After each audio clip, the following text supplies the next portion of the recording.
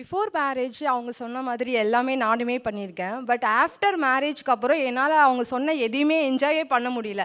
ஏன்னா family commitments, 2 குழந்தைங்க இருக்காங்க. கூட வந்து யாராவது மாமியார், மாமனார்லாம் இருந்தால் கூட குழந்தைங்கள அவங்ககிட்ட விட்டுட்டு எனக்கான டைமே என் ஃப்ரெண்ட்ஸோட வெளில போகிறதாகட்டும், இல்லை மணிக்கணக்காக பேசுறதாகட்டும் ஏதாவது பண்ணியிருப்பேன். பட் நாங்கள் இங்கே தனியாக இருக்கிறதுனால ஃபுல்லாக வீட்டில் வேலை செய்கிறது, குழந்தைங்கள பார்த்துக்கிறதுக்கு அதுக்கே டைம் கரெக்டாக இருக்குது. பெண்கள் வந்து என்ன நினைக்கிறாங்கன்னா, அவங்க இல்லன்னா குடும்பம் நடக்காது அப்படிங்கிற மாரி ஒரு பெரிய மித்து வந்து மைண்ட்ல வச்சிருக்காங்க சார். அது வந்து அவங்களோட ஒரு ரோட் பிளாக். கண்டிப்பா இருக்கு. அவங்களுக்கான பொறுப்புகள் எல்லாமே இருக்கு. பட் ஒரு நாள் போறதுனால மத்தவங்கலாம் மேனேஜ் பண்ண முடியாமலாம் இல்ல. இப்ப ஹஸ்பண்ட் இருந்தாங்கன்னா, அவங்களும் அவங்க ஃப்ரெண்ட்ஸோட ட்ரிப் போவாங்க. பசங்க காலேஜ் போக ஆரம்பிச்சுட்டாங்கன்னா, அவங்கலாம் பிக்னிக் போக ஆரம்பிச்சுருவாங்க. அம்மா போலியே, அப்பா போலியே அப்படின்லாம் அவங்க யோசிக்கிறது இல்ல.